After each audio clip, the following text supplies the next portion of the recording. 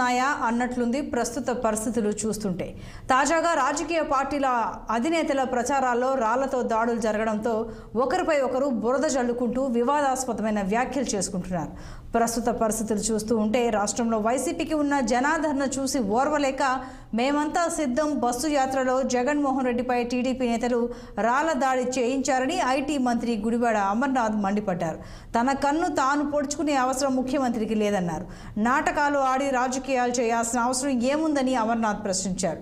ప్రతిపక్ష నేత మాజీ ముఖ్యమంత్రి చంద్రబాబుకి మతి భ్రమించి అర్థం పర్థం లేని మాటలు మాట్లాడుతున్నారని అంటున్న మంత్రి అమర్నాథ్తో మా విశాఖ ప్రతినిధి కీర్తి కన్నబాబు ఫేస్ టు ఫేస్.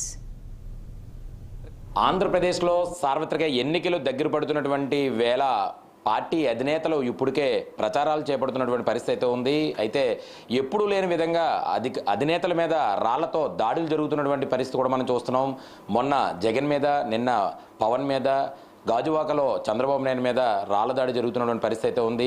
అయితే ఎప్పుడూ లేనటువంటి సంస్కృతి ఇప్పుడే ఎందుకు తెరతీస్తుంది, అసలు ఎందుకు ఈ రకంగా జరుగుతుందనే విషయం మనతో పాటు మాట్లాడడానికి మంత్రివర్యులు మనతో ఉన్నారు. ఆయన మాటలను కొన్ని విషయాలు అడిగి తెలుసుకునే ప్రయత్నం చేద్దాం. సార్ చెప్పండి, అసలు ఆంధ్రప్రదేశ్లో ఏం జరుగుతుందంటారు? ఎందుకంటే ఎప్పుడూ లేనటువంటి సంస్కృతి మొన్న జగన్ గారి మీద, నిన్న పవన్ కళ్యాణ్, అలాగే గాజువాకలో చూస్తే చంద్రబాబు నాయుడు, ఇలా అసలు ఎందుకు జరుగుతుందంటారు? అసలు ఇది ఎవరు చేస్తున్నారంటారు? ఇది మొదలుపెట్టిన చంద్రబాబు నాయుడు గారిని అడగాలి. మీరు నన్ను అడిగితే నేనేం చెప్తాను?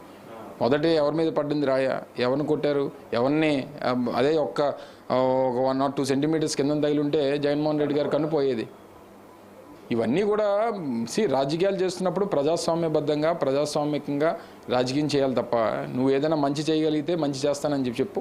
గతంలో ఏదైనా మంచి చేసి ఉంటే ఆ మంచిని చూసి ఓటేయమని చెప్పాలి తప్ప జగన్మోహన్ రెడ్డి గారికి విపరీతమైన ప్రజాభిమానం ప్రజల్లో వస్తుందని చెప్పి ఈ రకంగా దాడి చేస్తే వెనకడుగేస్తాడు అనుకుంటే అమాయకత్వం చంద్రబాబు నాయుడు. ఇన్ని సంవత్సరాలు జగన్మోహన్ రెడ్డి గారిని చూసిన తర్వాత కూడా ఇంకా ఇటువంటి పిరికిపంత చర్యలు చేసి జగన్మోహన్ రెడ్డి గారిని ప్రచారంకి వెళ్లకుండా ఆపేద్దాం, ఆయన భయపెడదాం అనుకుంటే వాళ్ళు చంద్రబాబు నాయుడు గారి తరఫున అమాయకత్వం. ఇటువంటివి ఎన్నో సందర్భాలు చూసాం. సొంత మామ మీద చెప్పులేయించినటువంటి ఘనత ఉంది చంద్రబాబు నాయుడు గారికి. వెన్నుపోటు పొడిచినటువంటి చరిత్ర ఉంది. గతంలో వంగవీటి మోహన్ రంగాన్ని చంపిన దాంట్లో కీలకమైనటువంటి పాత్ర ఉంది. ఇవన్నీ మనం చూసిన తర్వాత కూడా ఇంకా ఇటువంటివి ఎవరు చేస్తారు అని అంటే దానికి ఆద్యుడు చంద్రబాబు నాయుడు గారు అనేటువంటిది అందరికీ తెలుసు. ఇంకా అయిపోయిన తర్వాత మళ్ళీ జనం ఏమనుకుంటున్నారు, పెద్ద ఎత్తున ప్రజల నుంచి ఒక ఖండన వచ్చేసరికి నిన్న ఆయన మీద ఆయనే రాళ్ళు వేసుకునేటువంటి ప్రయత్నం చేస్తూ ఉన్నాడు. సో ఇవన్నీ కూడా కరెక్ట్ కాదు. ఏదన్నా ప్రజాస్వామ్యబద్ధంగా నువ్వు రాజకీయం చేయాలి, ప్రజాస్వామ్యబద్ధంగా ప్రజల్లోకి వెళ్ళాలి, వారి తాలూకు మన్ననలు పొందాలి తప్ప ఈ రకమైనటువంటి సంస్కృతి సమంజసం కాదనేటువంటిది తీవ్రంగా ఖండిస్తూ ఉన్నాం.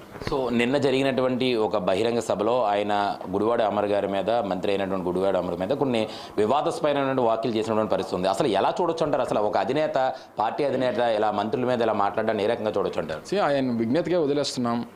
ఏ రకంగా ఈ ఈ రాష్ట్ర అభివృద్ధి కోసం గడిచినటువంటి 5 సంవత్సరాలు, వాస్తవానికి 5 సంవత్సరాల్లో పరిపాలన చేసినప్పటికీ 2 సంవత్సరాలు అందులో పూర్తిగా కోవిడ్ పరిస్థితుల్ని, పూర్తిగా దేశం, ప్రపంచం, రాష్ట్రం అంతా స్తంభించిపోయినటువంటి పరిస్థితుల్ని ఎదుర్కొని ఆర్థికపరమైనటువంటి ఇబ్బందులు ప్రపంచవ్యాప్తంగా ఉన్నటువంటి అన్ని ప్రాంతాలకి వచ్చినటువంటి తరుణంలో వాటిని అన్నింటిని కూడా ఎదుర్కొని మనం పరిపాలన చేశాం. ఈ కోవిడ్ పరిస్థితుల నుంచి పరిశ్రమలను తీసుకురావడం కానీ, పరిశ్రమల ఏర్పాటుకు సంబంధించి కానీ, లేదా పోర్టుల నిర్మాణానికి సంబంధించి కానీ, ఎయిర్పోర్ట్ నిర్మాణానికి సంబంధించి కానీ, కొత్తగా ఇండస్ట్రియల్ కారిడార్లు ఏర్పాటు చేసేటువంటి దానికి కానీ, లేదా ఐటీ సంస్థలని, ఇన్ఫోసిస్ లాంటి సంస్థలని మళ్ళీ ఆంధ్రప్రదేశ్ తీసుకొచ్చేటువంటి కార్యక్రమాలు కానీ, ఎలక్ట్రానిక్ మ్యానుఫ్యాక్చరింగ్ క్లస్టర్స్ ఏర్పాటు చేసేటువంటి కార్యక్రమం కానీ, ఇలా రకరకాలుగా అన్ని రకాలుగా. ఎందుకంటే ఆంధ్రప్రదేశ్ ఇప్పుడు వ్యవసాయ రంగంలో, మళ్ళీ పారిశ్రామిక రంగంలో, అలాగే మిగిలినటువంటి ఆక్వా రంగంలో, రకరకాలైనటువంటి రంగాల్లో ఈరోజు ప్రసిద్ధి చెందినటువంటి సందర్భంలో వీటన్నిటినీ కూడా మరింతగా మనం ముందుకు తీసుకెళ్లేటువంటి కార్యక్రమం చేశాం. గత ప్రభుత్వం కన్నా 3 రెట్లు ఎక్కువ పెట్టుబడులు తీసుకొచ్చేటువంటి కార్యక్రమం చేశాం. మరి ఇవన్నీ చేసిన తర్వాత కూడా నేనే గొప్ప అని చెప్పి చంద్రబాబు నాయుడు గారు చెప్పుకొని అవతలోడు ఏమీ లేదు, లేకపోతే ఏమీ చేయలేదని చెప్పని అనుకుంటే అమాయకత్వం. ప్రజలకు అన్నీ కూడా తెలుస్తాయి, ప్రజలకు అన్నీ చెప్తాం, ప్రజలకు మరొకసారి వివరిస్తాం. చంద్రబాబు నాయుడు తాలూకా మోసపూరిత మాటల్ని నమ్మొద్దు అని చెప్పి అనేటువంటి ప్రయత్నం కూడా పూర్తి స్థాయిలో చేస్తాం. మీరు మీ బాసు ఎప్పుడు నామినేషన్ అయిపోతున్నారు? అంటే జగన్ గారు కానీ, ఇటు మీరు కానీ ఏదైనా డేట్లు ఏమైనా? అది 24వ తారీఖు నామినేషన్ వేయడం జరుగుతుంది. ముఖ్యమంత్రి గారు 25వ తారీఖున ఆఖరి రోజు, నామినేషన్ ప్రక్రియ ఆఖరి రోజు ముఖ్యమంత్రి గారు నామినేషన్ అయిపోతుంది. అయితే చూడొచ్చు, ఏదైతే ఈ నెల 25వ తారీఖున సీఎం జగన్ నామినేషన్ వేయబోతున్నారో, అలాగే 24వ తారీఖున అయితే గుడివాడ అమర్ గారు నామినేషన్ వేయబోతున్న పరిస్థితి ఉంది. అయితే ఏదేమైనప్పటికీ కూడా గాజువాకలో నేను గెలిచి తీరుతా, అత్యంత మెజారిటీతో నేను గెలుపొంది తీరుతానంటూ కూడా ధీమా వ్యక్తం చేస్తున్నటువంటి పరిస్థితి కూడా కనబడుతుంది. వీడియో జర్నలిస్ట్ చందుతో కనబాబు, విశాఖపట్నం నుంచి. ఇదే బులెటిన్